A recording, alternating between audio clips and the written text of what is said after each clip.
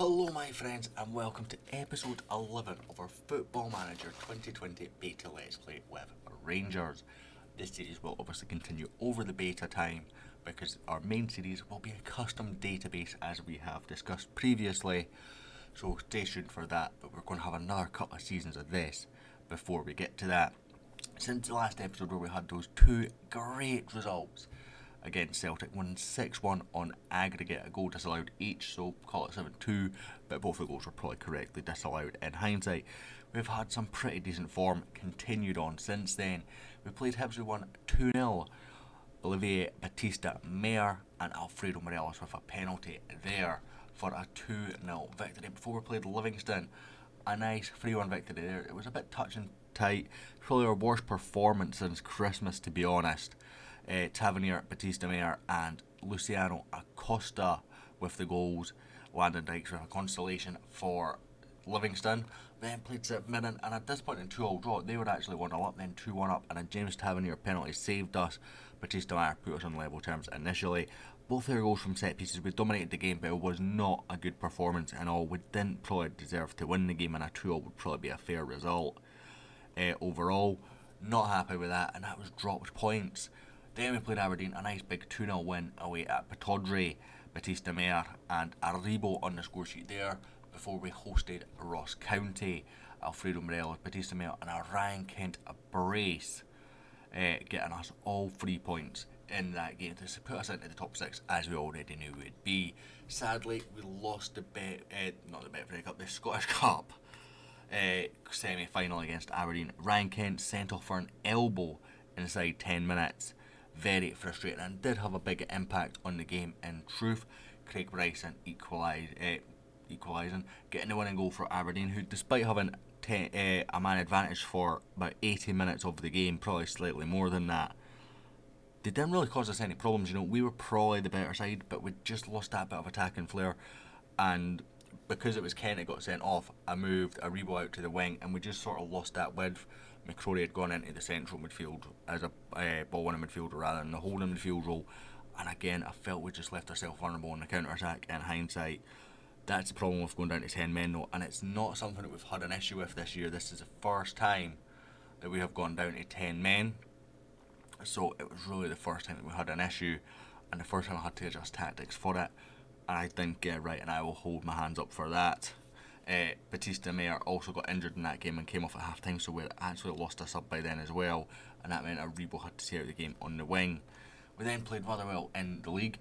Tavernier with a penalty and Morelos scoring in that game. Tavernier also missed another penalty, so 2 penalties in this game, and that's something that you're about to see more of in just a second. So 2 penalties here, 1 scored, 1 missed. Keep that in mind. We then go to host Hibs. We won 5-0. Morelos getting 1. Kent with a brace. Luciano Acosta with a brace. Tavernier missed a penalty. Ryan Kent missed 2 penalties for his hat-trick. And sadly for us, Batista-Mayer injured. But over these 2 games, we had 5 penalties, 1 scored.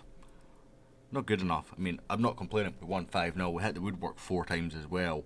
This was a game where we won 5-0. But legitimately was going on 15, and I will show you the Hibs players' ratings. Their defenders had an absolute shocker. Somehow, on a 4.7, Jackson's seen out the full 90 minutes. Now, this is twice he's had a bad game against us. If you look at his stats, he's not actually a half bad defender as well. We've got a scout reporting him here. So, he's getting nowhere near our team, but he's not a bad defender, in all honesty. However, if we go into our squad, Connor Goldson returning from an injury will make the bench today, but sadly he's probably not going to get us 90 minutes this season again. And Batista-Mayer sadly out for the season, so 3 to 5 weeks with sprained knee ligaments. As soon as I seen him going off in that game and I looked at the little injury and it said knee, I knew he was out for the season. But, and this is the good news, we've got him for another season, and that could be the biggest bit of business we do in the transfer window, is getting Batista-Mayer on loan for another season. I also, before we go into the game, and I'll mention this in the game because I know some people skip this bit and other people skip the game, so I'll mention it in both parts. I really appreciate some feedback on the audio for today's episode, guys. Now, I've done something different with the last episode and I felt it was a bit too loud. Now, I've managed to wrangle out some settings changes.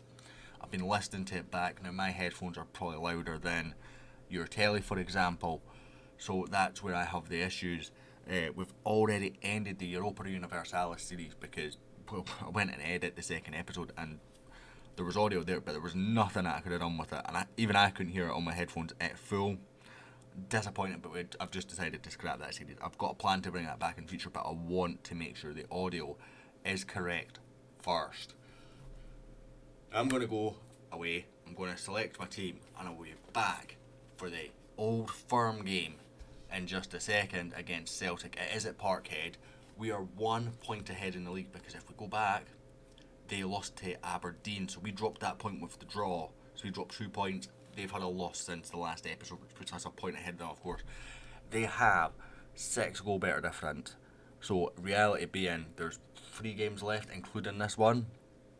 We lose today, the title is as good as over. I don't see Celtic dropping any more points in the remaining games. If we have a look, they've got Hibs away, could maybe drop points there, but unlikely. And then they have Motherwell away. Again, 2 potential banana skins, but I think 2 games that they come out on top on. So today we need to at least draw. If we win, it's potentially the title. I've tried to fire up the boys as much as I can, but in reality I don't think it's going to be enough. So I think it's not going to be enough. I think it's going to be not enough to make a difference. I think it's going to be one of those, we do really well or we do really bad anyway, because it's an away game and it's an Old Firm game. Form means nothing. We win or we draw, we're favourites for the title. We lose, we've probably lost the title. It's about as simple as that for this game. Let's get into it. I forgot to mention before we came into this game, I gave Luciano Acosta a painkilling injection. He pulled his calf in the Hibs game as well. Now the issue with that is he's not going to be 100% fit, but I felt of the 2 players, I didn't feel that we could have lost both. Now Acosta is probably the more replaceable of the one in our squad. Of the 2 injury major, or the 3 major injuries we've got, Goldson recovering, of course, Acosta and Batista Meyer, those 3 players, Acosta is by far the most replaceable. But I felt we couldn't be without all 3 for this game. So I gave him the painkilling injection because it was an option, and we've gone with McGregor in goal, who is starting to seriously regress, and I actually considered dropping him for Robbie McCrory for this game, but I felt it was maybe a step too soon. The decline's been quite rapid over the past 2 or 3 games, unfortunately. Obviously it's age starting to show. We do have a goalkeeper coming in at the end of the season for next season, and I'm trying to get in one more, which would allow me to loan Robbie out again, sell Jordan Archer because he's not good enough, and go from there. We've got Tavernier, obviously the captain at right back, Edmundson, Katic and Barisic. I've got Flanagan on the bench because I can't play Alan Hutton now, because if he plays one more game he gets a contract extension that I don't want to give him. We've got Ross McCrory in the holding role with Aribo and Acosta. Brandon Barker gets the nod at right wing because he's fit, and I've not been impressed with Aaron since he came in all honesty with you. Ryan Kent on the right wing and Alfredo Morelos, of course, up top, banging in the goals recently. He's up to a fair amount for this season actually, it's not showing me here, but he is up to a fair amount. So what I'm going to do is, come on lads, basically, because I was going to go for the fans, but I can't do that. As I was saying, I know some people would have heard this already, but some people skip. Please leave me some feedback on the audio in the comments. I've listened to this audio, I've made some changes, but my headphones, I am aware, will be a lot louder than people that watch on the television, for example, and different quality levels to what other people have, really. So I want to make sure that the channel is inclusive for everyone, so if you guys can let me know. How is Edward onside here, by the way? Still rated as onside. If you could let me know in the comment how it is sounding for you, if it's better or worse than previous, because I really want to get this audio issue that's been bugging the channel for a long time since updated to Windows 10 sorted. And I've now had 2 mics, I've went through lots of different things, so again I've changed the settings now, got some extra software in to help out, and I'm hoping that does the trick. As James Forrest on the counter here for Celtic after a poor cross from Barisic. He's found Nicham. Oh, it's off the post, thankfully for us. Tavernier comes out. We're not looking good here, but we've got a free kick actually. Barisic whips in. Poor free kick from Barisic actually. Don't know if it was just poor from him. It was maybe a bit high, but nobody made the run there to even challenge Fraser Forster. He's going to launch it forward. McCrory head back to Alan McGregor. And this episode as well, we will continue on till we have either won or lost the league. We've obviously not got the Scottish Cup final. As Brandon Barker comes forward, challenged by Bogdan Bowley. Good pass from Tavernier inside to Acosta, back to Tavernier. Unfortunately, I don't think he's in the right position, but he's managed to do Scott Brown. Can he find Barker? Yes, he can. Unfortunately, Barker's touch takes him outside, but they're working together. Tavernier, just whip it in, son. That's what we need. Acosta, it's over the bar. Gonna give a get creative. I can't give a get creative because I already have. While I've been rambling and forgot about it. That's a decent ball for James Forrest from Forster there. Barisic has to get this right. No way, ref. Absolutely no way.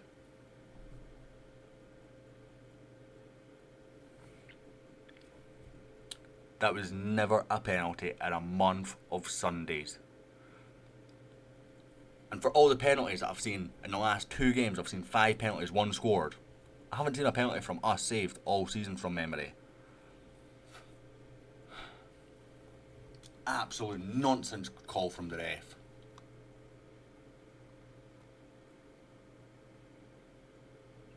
Edmundson. Barker. He's got Tavernier out wide, but he goes to the other side and only finds Jack Henry. Acosta. Forrest with a... That was more of a foul than the one that Barisic just did on Forrest. The referee is a shambles. And that's offside.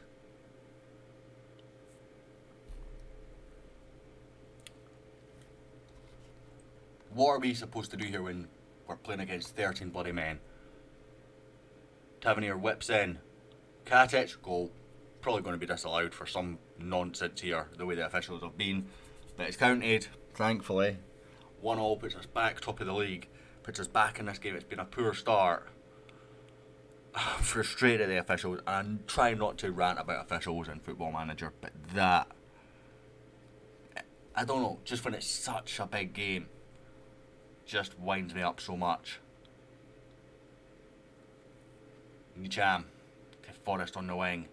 He's got an overlap here, but Barisic, and straight to Kent with that pass. He's done in Cham, gets it in. Poor in the end. And Callum McGregor's coming down the far side now. We've got Tavernier there though. Again, Edwards in behind. And I think at this point, who's better at marking here? Marking of 13. Marking of...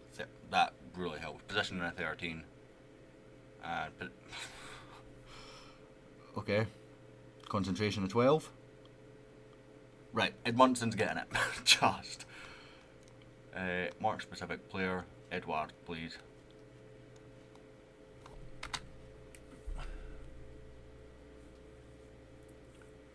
And hopefully that might change things for us a little bit. Have I got a get creative in here before half time? Inspired by the feedback, good lads. Barisic into Kent. Back to Barisic. It's not been our best performance of the season. Barker down for the reboot. That is a clear penalty. Can we score 2 out of 6? Is that a big ask? I'm not liking this camera angle though. Always feel when that camera angle's here we miss.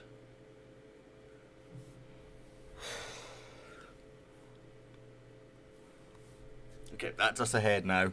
Really good penalty there from Tavernier actually. Very, very good penalty.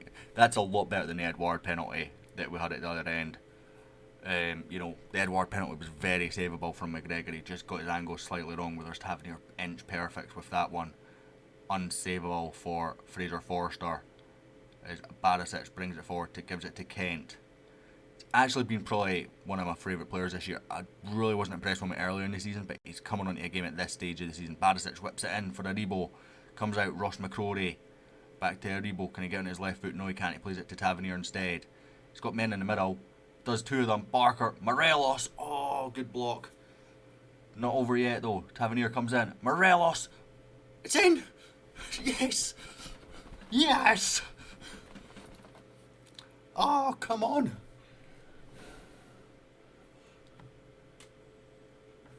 It's a really, really good block from the initial Morelos shot. And good header from Morelos. Comes down, bounces off on Fraser Forster trying to slide tackle. Even if he touches it with that animation, it's in the back of the net. It's such a strange animation.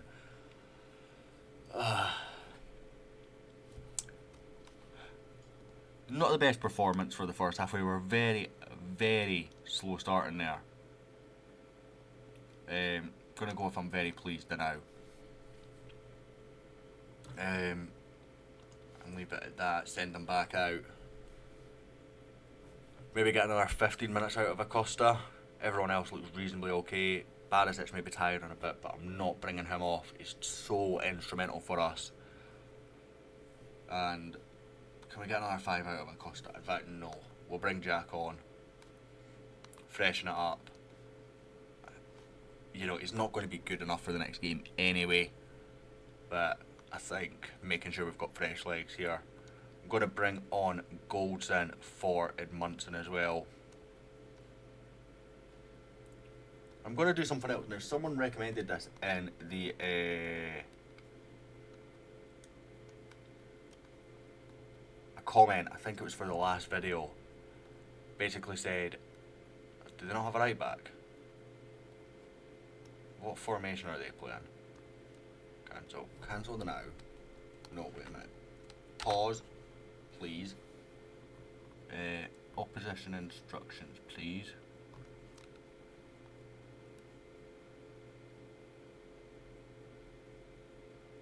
Okay, so they've got a right back, but it's Scott Brown. A bit confused by their setup here. Okay, so I want you to mark specific player. Bogdan. Now, someone recommended this in the comments, so if it doesn't work, I'm sorry. Now, right back, I don't know why, but apparently with your inside forwards marking the fullbacks is really good. Don't know, I've not tried it. This is the first time I've tried it, but we're going to try. It's been quite a boring half anyway, so let's see what it does. We'll bring on Arfield. He's had a bit of an injury himself, recovering. Down to very, very little fitness, match fitness as you can see. Seminovic, Jam, Rogic. Oh, Tavernier straight back to Rogic, and Ryan Christie's burst with one touch of the ball there past Tavernier, but he's whipped it wide.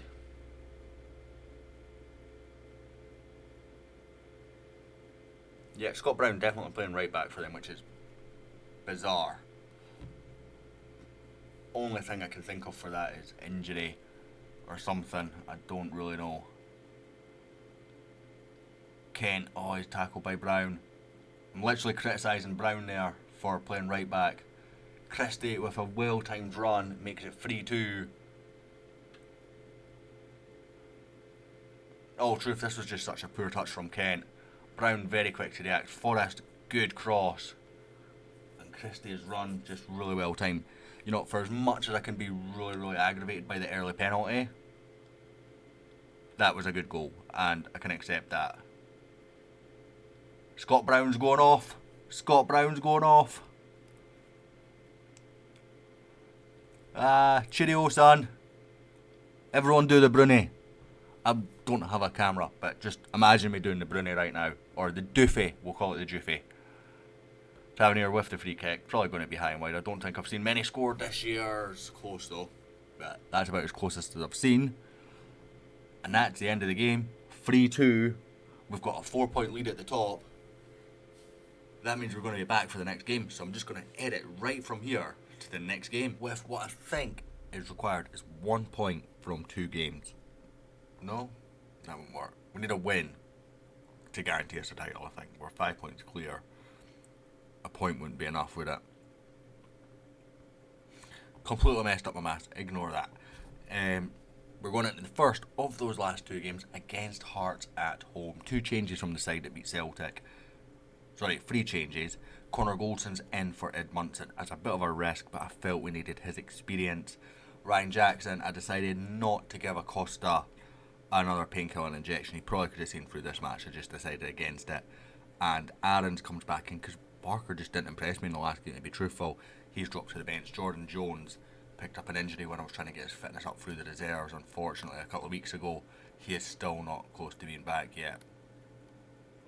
So what I'm going to do is I'm kind of looking for, let's give the fans a performance they're expecting of. Send them out, leave it at that.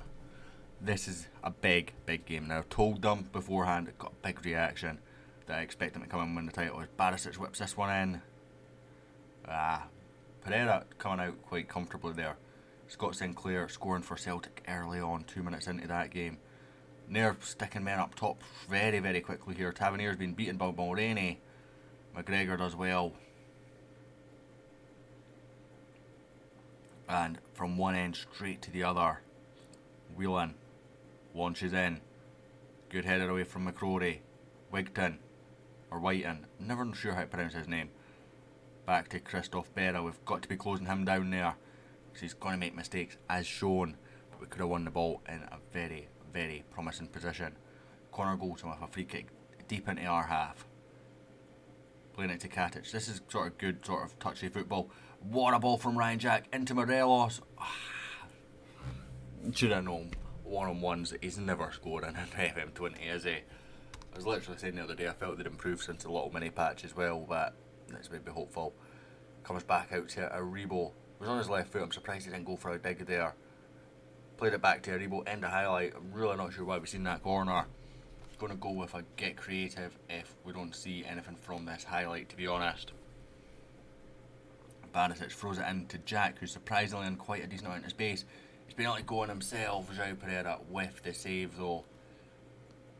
I can't remember Jack scoring that many this year, although that said, he hasn't really had a chance to score that many. Actually, would a point be enough? I'm trying to work that out. Depends, I think that would come down to goal difference, which I don't think we've got quite enough against Celtic. It comes out to Goldson. Rebound, Goldson again.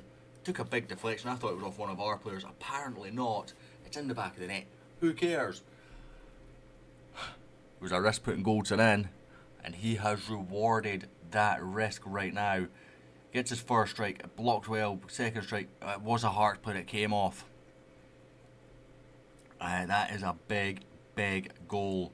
I'm already having to come off. Jamie Walker coming on for Hearts. That's an injury or a knock, not sure which one. Is it whipped in? Katic really should be jumping for that. Aribo, it's on his left foot, but he doesn't go for it. Goldson cleverly plays it back to Tavernier. Launch ball into Barisic. It's on his weaker foot, of course, for the cross. Plays it back to Tavernier, who comes in, and now he is on his stronger foot. That might not have been, it's saying it's late. I'm not convinced that was a penalty actually. I will hold my hands up for that. Do not think on that animation that was a penalty. But it's in the back of the net. And do you know what? I'll take a 2-goal lead in this game. Because it means that I can take a sigh of relief and maybe not stress quite as much. And obviously if Hearts score, that stress level comes back. And obviously, if we win this game and win the league as a result of this game, I will not record the Aberdeen game. That will just stay off camera, and we'll be back for the next episode in the future, kind of thing. That will be an end of season review. Barisic, I think that was Ryan Kent that ran over the ball there. Really should have hit him in the legs the way that was taken. Barisic launches it in again. Still no real attack from us. Jack, João Pereira with another decent save against the Scotsman. Barisic whips in, back post, Katic. Oh, that's really poor. It's the first time Katic has attacked a corner in this game. That is really, really poor. But we've shown up. If you look at the stats, whipped in, Katic again. Nicolo Katic, 3-0. All 3 goals by defenders in this game, by the way, so far. Obviously, all 3 of them coming from set pieces. Barisic whipping the ball into Katic. This time, Goldson from the free kick. And Tavernier from the spot. So 3 different types of set pieces, but I don't feel we've scored enough from corners though this year for the fact that Katic wins so many headers. 3-0 up, Celtic winning, but that's now irrelevant for us. Pleased with your performance. I am not telling them not to get complacent in this game. I do not want a meltdown while we're 3-0 up with the title in our hands. And what a turnaround. You know, I was threatened with getting sacked just a couple of months ago. Celtic now 2-0 up. It's not overly relevant for us just now. We're going to bring on Flanagan just in case we implode. I want a defensive minded option on there as an option to go defensive, but not just that, it freshens things up. I don't want any mistakes now. Rolando Aarons comes forward, he's burst, he's ran half the pitch so far. Is he going to pass to Morelos? Of course he's not. He's going to go all the way himself. Should have gone for far corner in my opinion, just because he's left footed. Either way, poor effort really. João Pereira saves. Kent with the corner. He's not really set to take the type of corners that we want, unfortunately, from that side. We don't have any other left-footed corner takers, which is an even bigger problem and something that I might address in the future. I'll maybe address that in the end of season review in the next episode and discuss all those kind of things. Rankin is absolutely knackered, so we will bring on Josh McPake onto that inside forward role. I don't trust Brandon Barker. Let's go and give the lad, some game time. And Goldson and Katic are both shattered, so I'm going to bring off the more tired one, which happens to be Katic for Edmundson. They've gone 2 up top. Did they start 2 up top? I think they did actually. Yeah, I think they're just switching players' positions around rather than actually changing formations here. But right now, it looks like we are the champions. As Flanagan plays it to McCrory. We're just keeping the ball just now. Launch forward for Morelos. Never quite looked like scoring that, did he? Never really set himself up for it before he hit it. And that's it. We are the champions, my friends. That is how you turn around a season. From sacking to champions. Well, not from sacking, but from sack warning to champions in 6 months. What a turnaround. And I think, actually, is that 88 points we're on? So, we're still on course for a 90 plus season.